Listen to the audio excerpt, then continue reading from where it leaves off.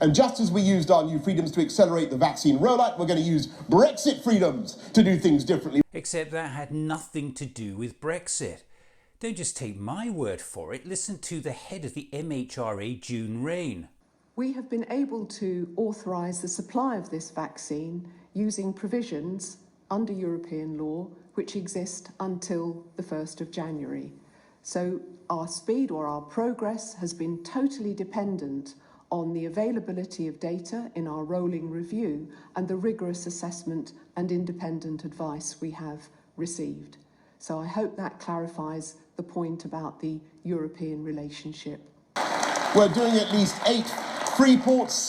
There are actually more than 80 free ports in the EU, and we actually had them here until 2012. 48 new hospitals. You just ordered NHS Trust to describe building work on existing sites as new hospitals. 50,000 more nurses. You've already admitted yourself that's not true. As we learned the impact of asymptomatic transmission in particular, so we changed the protocols in care homes over the summer.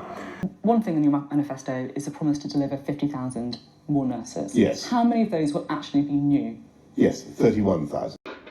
Wages are going up. OK, let's just sit on a shelf that a decade of Conservative government has delivered soaring in-work poverty and literally the worst decade of wage growth since the Napoleonic War. That energy bills are rising, food prices are rising, taxes are rising, inflation is rising. The most recent rise in the national living wage was the lowest increase since the policy was introduced. Most public sector pay is frozen, and a hike in national insurance contributions means our NHS workers are now paying for their own pay rise, which was already a real terms pay cut.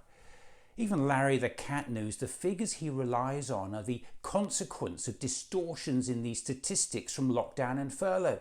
And any wage rises seen in certain occupations will likely be gobbled up by soaring prices across the economy.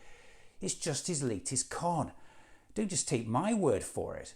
ONS data shows in the 3 months to this July, average weekly real wages, which take into account inflation, fell from £491 in April to £488 in July. Some analysts say some data does point to strong wage growth at 6% for the year. But overall, if you look at what's actually happening to most workers, wage growth is probably nearer half that, say 3-4%. And obviously inflation is now creeping up. It's at 3%. It's expected to get to 4% by the end of the year. So big picture in terms of what's happening to wages, they're broadly flat with prices rising as well as wages increasing.